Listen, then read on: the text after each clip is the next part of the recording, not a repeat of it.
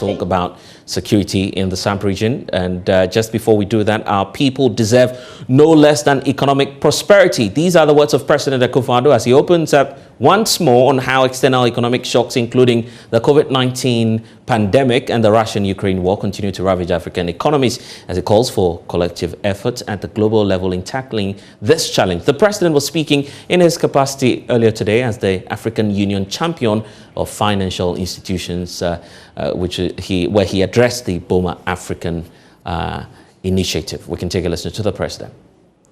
Global system for addressing economic downturns needs repair and fine-tuning so that they can be more proactive and equitable, especially for those regions of the world that continue to bear the greatest brunt of these downturns, such as Africa.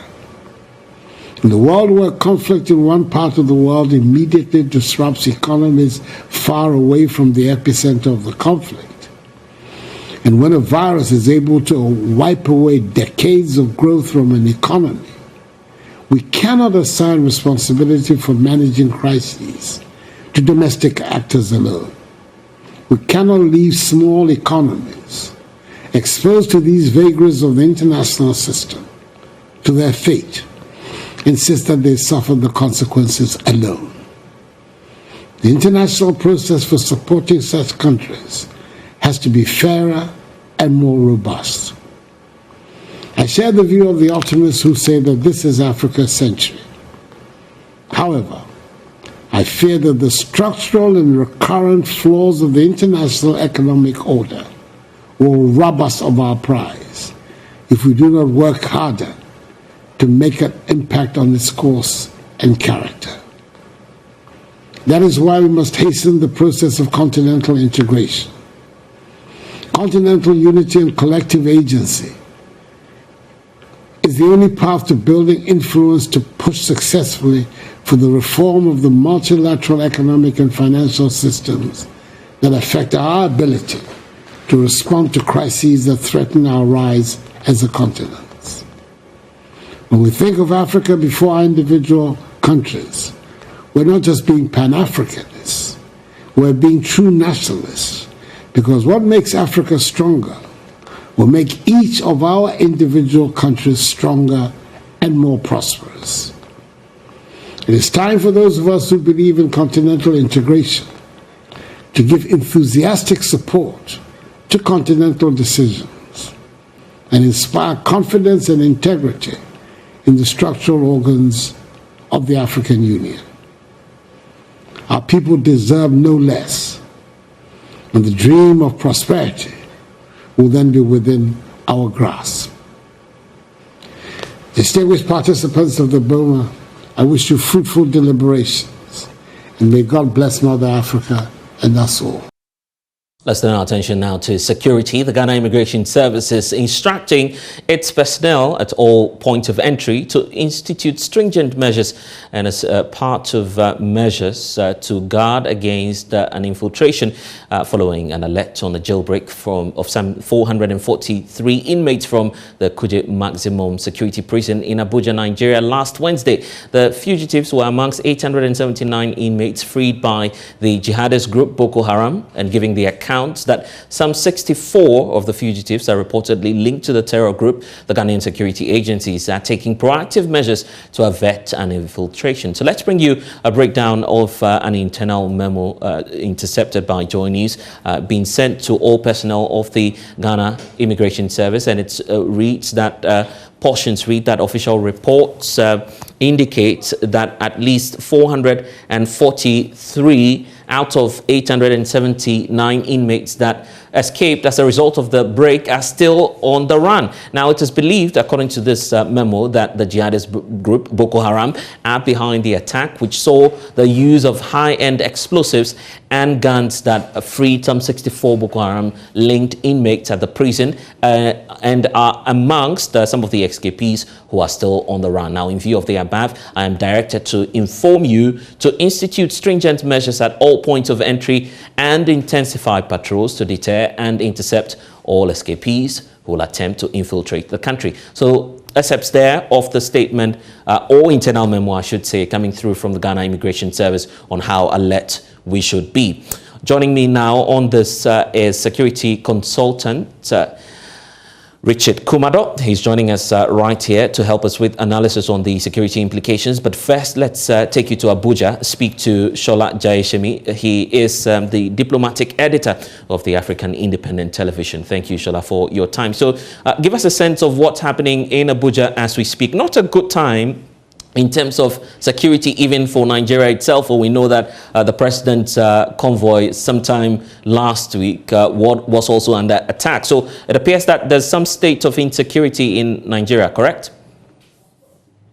You're very correct, Lezed, about the state of insecurity in Nigeria. You mentioned it, the advanced convoy of the president. Like you know, it's a public holiday in Nigeria as we speak, and oftentimes around this time, a team will go ahead of the president to wherever he will go, and that team will try to prepare logistics and all that. So that team came under attack, and it was a very ghastly one would say. An assistant commissioner of police in charge of that district was killed by the insurgents who attacked where his own point of operation, area of responsibility was, and the president's convoy will actually attack. And the same night, you know, the Kuje prison, which is your main focus for this discussion, also happened. And the good news we have is that while we know Africa is other countries on the West African sub-region are concerned, the authorities in Nigeria have at this moment apprehended at least 2 of these Boko Haram elements who escaped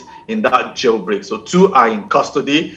We might say there are still a lot more to be recaptured, but the authorities are saying they're convinced that they'll be able to get these persons who are on the run. Yeah, but I guess that's just like a drop in the ocean, having to recapture 2 of them. There are concerns about the implications on neighboring countries. Already we've seen that alert issued by the Ghana Immigration Service on some persons who are wanted in Nigeria and who may be fugitives running into neighboring countries, and also some West African countries such as Ghana. But tell us about the concern of some experts in Nigeria on the issue of implications for security in the West Africa sub-region.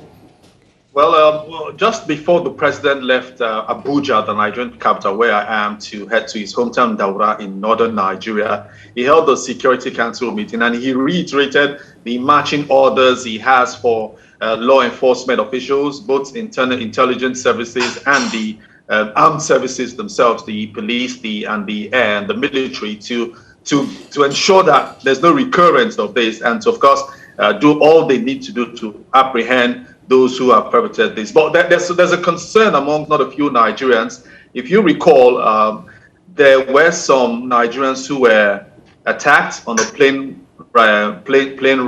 on the train ride between Abuja, the capital, and Kaduna, the distance of 2 hours, sometime in March this year. And those terrorists who did that have been calling for the release of some of their henchmen who have been in detention. Some have been convicted, some are awaiting trial.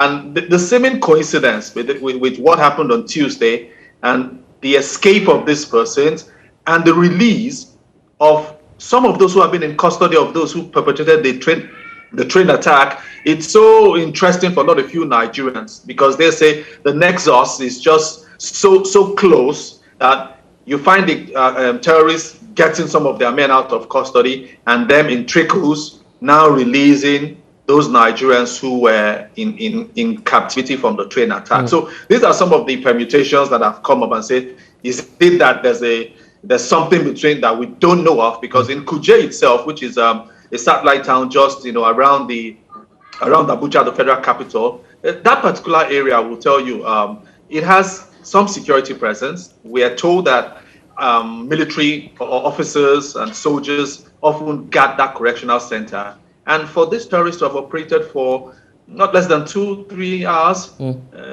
unhindered, it calls for concern in the country. And what's more fascinating about this is that many in Ghana and within the West Africa sub-region are yet to come to terms with why it's simply a difficult case for Nigeria to solve this issue of insurgency. It's growing by the day, by the months, and this is by far West Africa's most economically powerful nation. Well, that may be subject to a lot of debate, but in terms of the population size and the economy size, the belief is Nigeria should be able to weather the storm. Why is it taking so long? Well, let's not forget the issue about the insurgency. It's not just with Nigeria. All across West Africa, we know what's happening just on top of Ghana there, around Burkina Faso, around Niger, around Mali. We're not unaware of the fact that Islamists are trying to wreak havoc across West Africa. So maybe they may not have penetrated too much into some other countries such as yours, but look at what happened in Burkina Faso some days ago. And look at what has happened in Niger. Look at what has happened in Mali. So it's a West African problem. Only that some believe that Nigeria is so strong and so big that it can weather the storm and rout all these terrorists. But let's not forget issues about ideology and violence and terrorism. There are things that countries must come together and find a way of solving this. And of course, your immigration service in your country is already raising concerns about seeming infiltration of some of these terrorists. It takes all of us to team up now, not just Ghanaian Immigration Service, that of Togo, that of Benin Republic, and that of Nigeria, to see how they can close all avenues for these terrorists to be able to move around within West Africa. And you're raising a very important point there, and that brings into sharp focus the issue about ECOWAS. We'll explore that shortly, but shall I just hold on for me briefly? Let's bring in Richard Kumado, security consultant on this. Richard, so there you are. The Ghana Immigration Service is moving to check what it calls infiltration, a possible infiltration into Ghana, given that jailbreak in Nigeria. Do you feel that they are up to the task? Richard, you have to unmute so we can hear you. There has been two schools of thought. Some people believe that there have been several jailbreaks in Nigeria and it did not have the needed security impact on Ghana.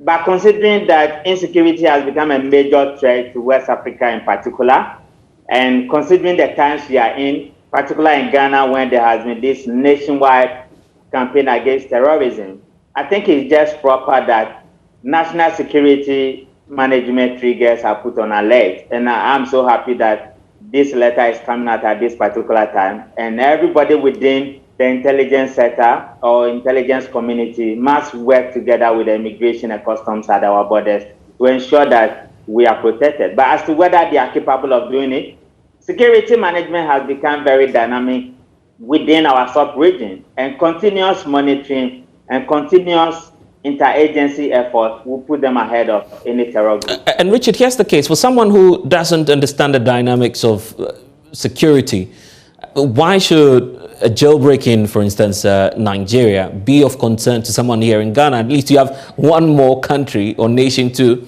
move into before Ghana. So what explains that, really? No, we share common values. We share common practices with our brothers in Nigeria. We are first cousins in that matter. And the nature of the crime we are talking about is very dangerous. The tendencies of this particular crime or criminals finding their way here is very high, considering the totality of the Nigeria population here and how easy it is for Ghanaians to go to Nigeria or the vice versa. That is why people are raising the issue.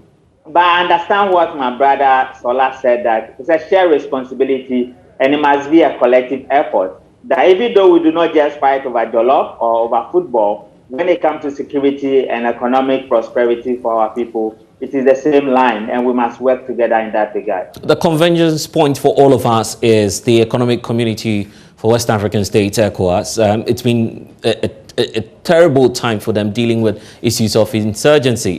Just last week or a week ago, the president handed over as chairperson of the Authority of Heads of States. For you, what's your expectation from the new leadership of ECOWAS in dealing with this issue? I think he will need to mobilize a very proactive team. He will need to put up a team that is very proactive, that has some high levels of geopolitical understanding, and they are capable of managing the affairs of ECOWAS effectively. I think they have been very lousy in that particular position. Their approaches did not give them the results. And considering what they have learned so far and what is currently happening on the West Africa zone, it calls for new ideas, new initiatives, and building a synergy where diplomatic channels or communication lines will need to be on alert 24/7. Then again, their security managers must work closely together with geopolitical nationalists and Africans in that particular order. And that is the only way they will be able to come to some conclusions and be able to solve a particular problem. Right. Richard, let me bring back Shola, who's still with us. And Shola, the concern about collaboration at the regional level, at least your security agencies may assure you that they are on top of the game trying to deal with this. But it appears that the insurgency goes beyond the borders of Nigeria. How critical or crucial will it be for international organizations such as ECOWAS to come in at this point? Well, the first thing we need to do is to just ask President Mbalo, who is the new chair of the Authority of Heads of States and Government of ECOWAS, the president of Guinea-Bissau, on what where will he take off from what President Nana Akufo-Addo, your country's president, has done so far. We can say that President Akufo-Addo tried his best, within his tenure as ECOWAS chair, but Mr. President Mbalo also needs to step up the game. We know what happened in his own country. There was an attempted coup and forces from other countries helped him stabilize. Now he's on the saddle as the leader of the heads of states in West Africa, and he needs to encourage and task the new ECOWAS Commission chair. I'm talking about the president of the commission, Ambassador Omar, on how they need to ensure that decisions that are put forward, especially by the department, or is it the Directorate of Peace and Conflict Resolution, how they need to ensure that reports get to the authorities of heads of state and government early and push for implementation of this. This problem is not just Nigeria's, I tell you, it's something for West Africa. Other countries may be looking at it and say, okay, Nigeria is bearing the brunt now, but I tell you, Nigeria is big. That's why they've not been overrun by these terrorists, and the authorities in this country also sure have a lot of work to do to ensure that this does not happen. Not a few Nigerians are optimistic. West Africans should be optimistic alongside Nigeria that we can all united together crush the Islamists, crush the terrorists who are terrorizing different parts of the West African sub-region. In the last few days, giving the account of the security breaches that we're learning of in Nigeria, what lessons are there for nations such as Ghana to pick up from? Well, some have given, I spoke to some, experts in security management and diplomatic issues just when this happened. And some said, look, Ghana has been able to curb and push Islamist militancy to one side. And someone was citing the case of how the authorities in Ghana, President Jana Akufo's team, were able to do certain things. I might not go into those kind of intelligence things on live television like this, right, but that they've been able to nip that in the bud. So other countries can also copy from Ghana. Ghana has done a lot. Ghana has always been pushing, encouraging and asking people to pushing away all the primordial things that might come to the fore, such as religion, ethnicity and all that, and looking at crime as crime. That's the lesson we all in West Africa need to learn. Nigeria is trying to country will be able to look at terrorists as terrorists and not ascribe anything about religion and ethnicity and all that to them. I'm grateful. Shola Jayeshami, diplomatic editor, Africa Independent Television. Richard, let me wrap up with you. The implications for Ghana and what we should be on the lookout for in the coming days. Say something. We will need to collaborate more at the security management agency level. We will need to be at the right places at the right time. And cohesiveness within our national policies and proper management of our national resources. It will give us a better upper hand over any other group who want to attack us. But then, I thought that would have been the last one, but the issue about how Ghana continues to be insulated in spite of the cases of insurgency across the West Africa sub-region. Is there anything unique that we're doing that's sparing us of all of this? No, it's our positioning. And it's about our policies on certain things. You remember that my brother Sola quickly and significantly made that point to say that let's call terrorists terrorists and stop bringing in religion and personality in politics. What we have done properly in this country is to stay together as a family.